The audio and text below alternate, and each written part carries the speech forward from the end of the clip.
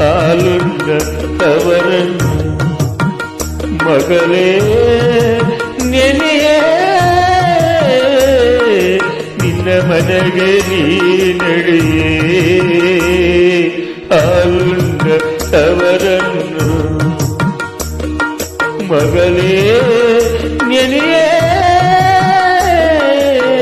ನಿನ್ನ ಮನೆಗೆ ನೀ ನಡೆಯೇ ಹಾಲುಂಡ ತವರನ್ನು ಮಗಳೇ ನೆನೆಯೇ.